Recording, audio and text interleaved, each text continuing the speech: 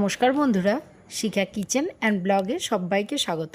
আজ আমি আপনাদের সাথে শেয়ার করব প্রোটিনে ভরপুর একদম ইউনিক সয়াবিনের অসাধারণ নিরামিষ রেসিপি। রান্নাটা করার জন্যে আমি সয়াবিনগুলো 4-5 মিনিট গরম জলে ভিজিয়ে রেখেছিলাম। গরম জলে ভেজানোর ফলে সয়াবিনগুলো কেমন ফুলে বড় হয়ে গেছে। এবার সয়াবিনগুলো সব একটা ছাঁকনির মধ্যে ঢেলে নিলাম। তারপর ওপর থেকে ঠান্ডা জল দিয়ে সয়াবিনগুলো ভালো করে ধুয়ে নেব। এবার সয়াবিনগুলো হাতে প্রেস করে সয়াবিনের থেকে জল বের করে নেব।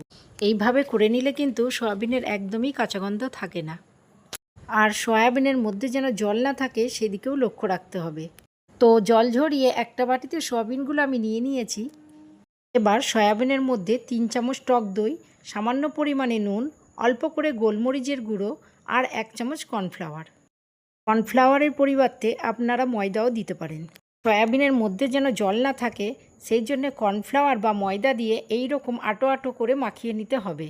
এবার ম্যারিনেট করা সয়াবিনটা চাপা দিয়ে রেখে দিলাম। ততক্ষণে সয়াবিন রান্নার জন্যে মশলাটা করে নেব। তার জন্যে নিয়েছি মগজদানা, কাজু বাদাম, পোস্ত আর একটু জল দিয়ে একটা মিহি পেস্ট করে নেব। এবার সয়াবিনগুলো ভাজার জন্যে কড়াইতে বেশ কিছুটা সাদা তেল গরম করে সয়াবিনগুলো দিয়ে দেবো। মিডিয়াম টু হাই হিটে রেখে সয়াবিনগুলো ভাজতে হবে। খুব বেশিক্ষণ ভাজা যাবে না, মোটামুটি 3 থেকে 4 মিনিট ধরে উল্টে পাল্টে লাল লাল করে ভেজে নিতে হবে। বেশিক্ষণ ভাজলে সয়াবিনগুলো শক্ত হয়ে যাবে। তো দেখুন কালার চেঞ্জ হয়ে গেছে, হালকা সোনালি রঙও ধরতে শুরু করেছে। এবার তেল ঝরিয়ে সয়াবিনগুলো সব তুলে নিচ্ছি। একই রকমভাবে সব সয়াবিনগুলো আমি তুলে নিলাম। এবার ওই তেলের মধ্যে ফোড়নে দিচ্ছি গোটা গরম মশলা। ফোড়নটা একটু ভেজে নিয়ে দিয়ে দেবো 1 চামচ আদা কাঁচা লঙ্কা বাটা। আদা আর কাঁচা লঙ্কা একটু কষিয়ে নেব যাতে আদার কাঁচা গন্ধ না থাকে। এবার দেবো 1 চামচ জিরে গুঁড়ো।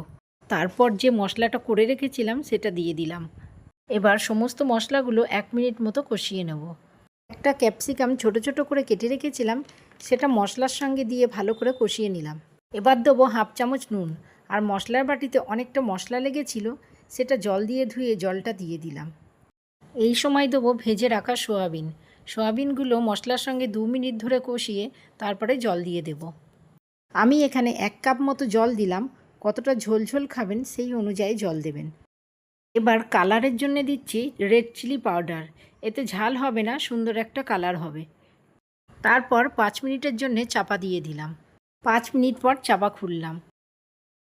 এখন দেবো 1/2 চামচ চিনি, একটু কাসুরি মেথি। কাসুরি মেথিটা আমি ভেজে গুঁড়ো করে রেখেছিলাম। আর দিচ্ছি 1/2 চামচ গরম মশলা। গরম গরম ভাতের সাথে বা রুটির সাথে এটা কিন্তু অসাধারণ লাগবে।